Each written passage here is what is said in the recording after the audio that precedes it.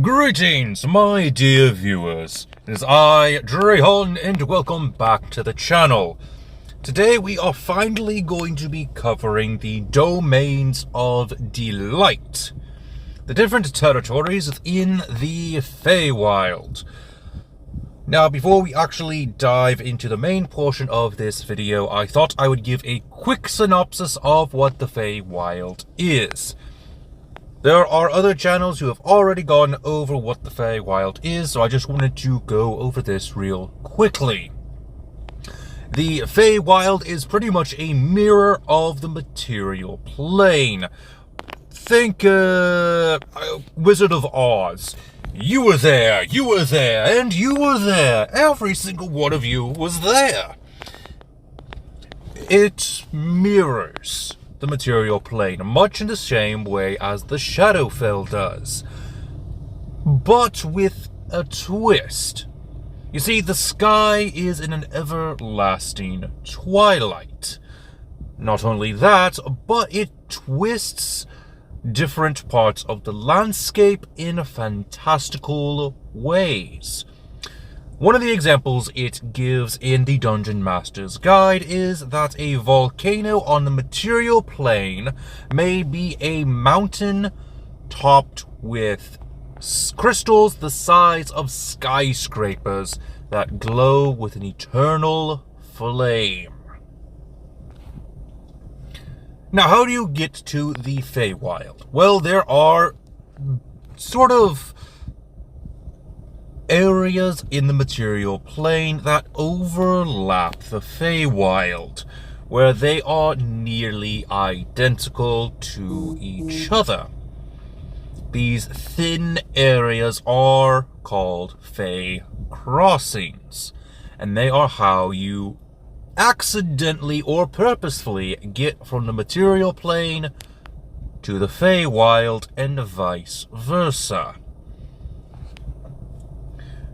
A couple of the examples that are given are a ring of mushrooms, the traditional fairy ring, a pool of water like something in the lake, or perhaps you crawl underneath a tree.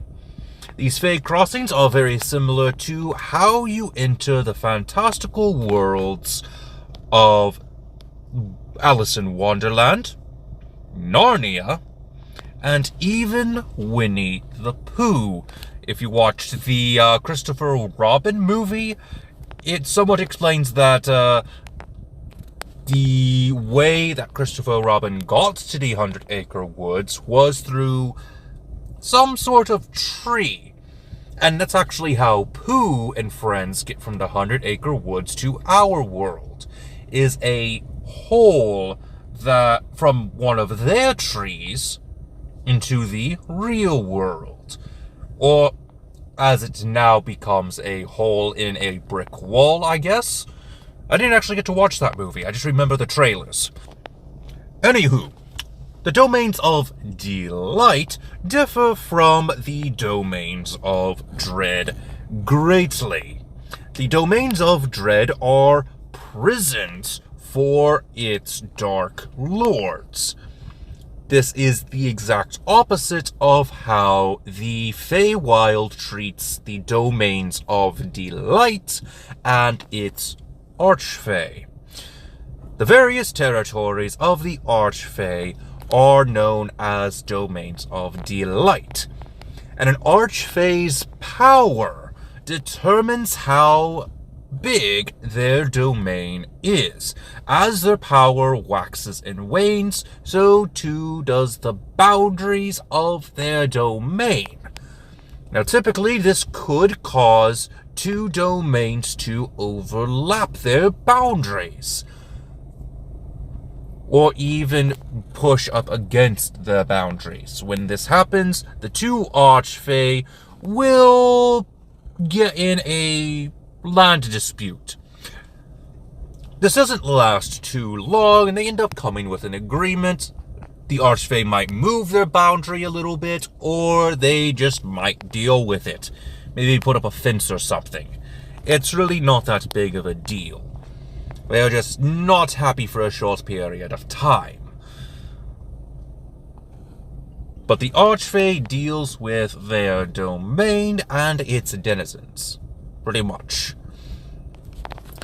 So why don't we go ahead and jump right in to the domains of Delight and talk about who their respective rulers are. The very first one we are going to be tackling is actually, I don't think, is considered a domain of Delight, but because of its implications, I am going to count it, and that is the Witchlight Carnival. The primary focus, or I guess the first focus of the Wild Beyond the Witchlight. The ringmasters are two Shadar-kai elves, Mr. Witch and Mr. Light. They are not the original owners of this carnival. We actually got to see the original owner of this carnival when we first took a look at the Domains of Dread. Mr. Witch and Mr. Light used to run that carnival. But Mr. Witch and Mr. Light made a deal with the original owner, and they swapped carnivals until their carnivals were to cross paths again. And these two Shadar-kai love their carnival. Love their new carnival. The Witchlight Carnival is their home now, and they do not want to reunite with the other carnival. So they do their best to make sure when they move the Witchlight Carnival that they do not accidentally run into the other carnival. How this is possible, I do not know. But because of this, during the adventure, minor spoilers, the Hourglass Coven has blackmailed them. And they threaten Mr. Witch and Mr. Light to reunite the two carnivals unless they do as the three witches say. And so Mr. Witch and Mr. Light allow the three hags to steal memories from various denizens of the carnival, but only those who do not have a ticket. So yeah, that's their thing. One notable detail about the Witchlight Carnival is that it does contain a Fey crossing, a purposefully made Fey crossing that leads to the domain of Prismia. This is the main focus of Wild Beyond the Witchlight. The original ruler and current ruler, now that the adventure is over, is the Archfey of Zybilna, also known as Egwilv, or Tasha, the Queen of Witches. During the adventure of Wild Beyond the Witchlight, the Hourglass Coven got jealous of their adopted sibling. Yeah, Tasha's adopted by the mother of the Hourglass Coven. We'll get to the mother later. And so the three hags of the Hourglass Coven trapped Egwilv in her cauldron so that they could take over the domain of Prismia. The reason why they trapped Tasha and took over her plane is because Tasha is Mummy's little favorite, and they were jealous that they did not get a domain of their own. So they took over Tasha's and divided it amongst themselves. Hither, tither, and yon. After Egwilv has been freed, she does say how the other hags can be defeated. You know, if she's up to giving that information. Moving on to Fablerise, with the Archfey known as Yarn Spinner. Yarn Spinner is actually the example that the supplement known as Domains of Delight gives for creating your own Archfey. And we will cover the details of that in another video. Fable Rise rests within the domain of Prismeer, which Yarn Spinner is not aware of. I'm sure if he learns this, he would willingly move out, but he really isn't bothering anyone, so I don't think Igwilf/Tasha will really care that Yarn Spinner is around. All Yarn Spinner wants to do is tell stories, which is interesting. Kind of sweet in a way. Just this gigantic spider tells stories to other Fae or some visitors within the Feywild. Now to talk about the mother of the Hourglass Coven and the adoptive mother of Tasha, Baba Yaga.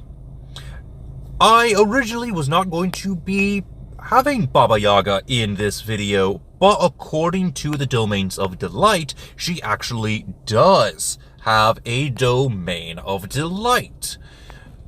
As we can see with this little blurb here, that her walking hut patrols the area around her domain. Upon further research, I found that the name of Baba Yaga's domain is Merkendraw. And now for our last two Domains of Delight, we go to the Summer Court, or the Seelie Court, with its Archfey, Tatiana. Yeah, the Summer Court and its opposite, the Gloomy Court, do have physical domains. They are not just a group, or rivaling groups. They are physical locations that travel around between different planes of existence. I was going to consider not having them, but I'm sure someone in the comment section would have said, why did you not include these two domains? They are clearly a part of this video, why did you not include them? So I managed to squeeze them in.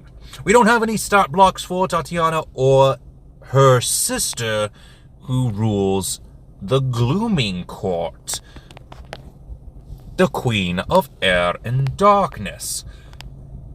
Now, we don't have a stat block for each of them, like I said. However, the interesting part about the Queen of Air and Darkness is that we don't actually have a physical form for her.